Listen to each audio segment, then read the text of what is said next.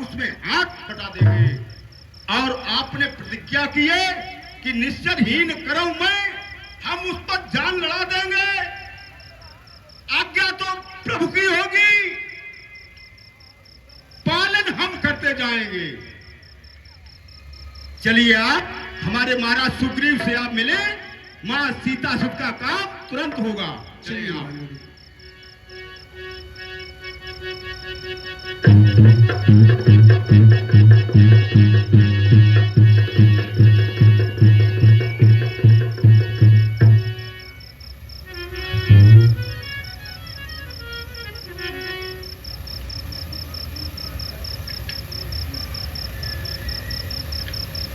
महाराज, ये अयोध्या नरेश चक्रवर्ती सम्राट दशरथ के पुत्र हैं। इनका नाम राम और इनके अनुज का नाम लक्ष्मण है। ये अपनी स्त्री के वियोग में उनका पता लगाने के लिए वन वन भटक रहे हैं। हम इन्हें आपके समक्ष तक लाए हैं। आप इन्हें अग्नि की साक्षी दे करके आप इन्हें अपना मित्र बनाएं। तब हनुमान तो भय की सब कथा बुझाए, पावक साकी देकर जोड़ी प्रीत बढ़ाए। हनुमान, मैं अग्नि को साक्षी करके कहता हूँ कि इनके कार्य में मैं अपने प्राणों की बाजी लगा दूंगा। जहाँ पर इनका पसीना गिरेगा वहाँ मैं अपना रक्त बहा दूंगा। इसके लिए अग्नि साक्षी है। कीन प्रीत का बीच लगा। हे सुग्रीव जी, आप मुझसे मित्रता करने चाहते हैं, पर सुने, मित्रता सोच समझ करके की जाती है। क्योंकि मित्रता न ऐसा रिश्ता है, जब जीता तो जोड़ लिया।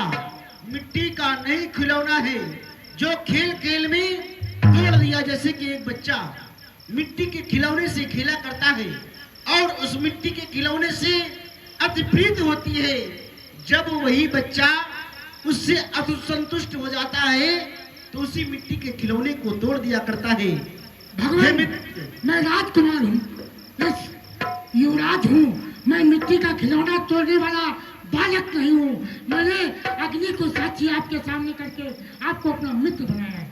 ठीक है, यदि यही विचार है तो मैं भी पावक को साक्षी मान करके आपको सुख और दुख का मित्र बनाता हूँ। आओ मित्रों। कीन प्रीत का बीच लगा।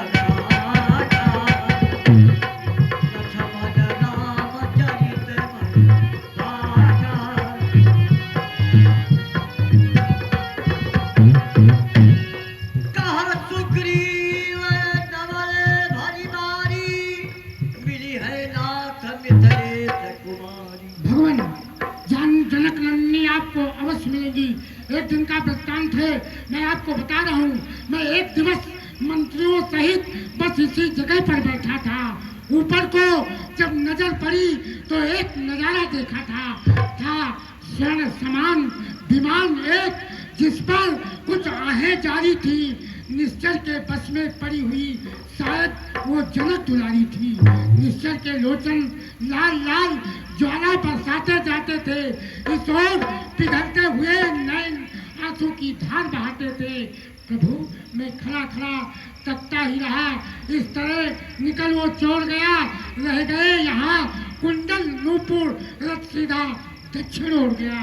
कुंडल नूपुर है, अगर आप चाहें तो अवश्य हम देखना चाहेंगे। हनुमान, ले आओ।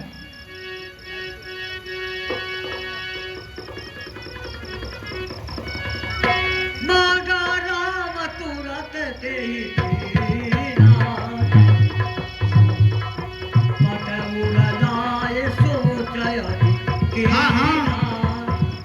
यही तो वो कुंडल है जो कभी कान में रहता था।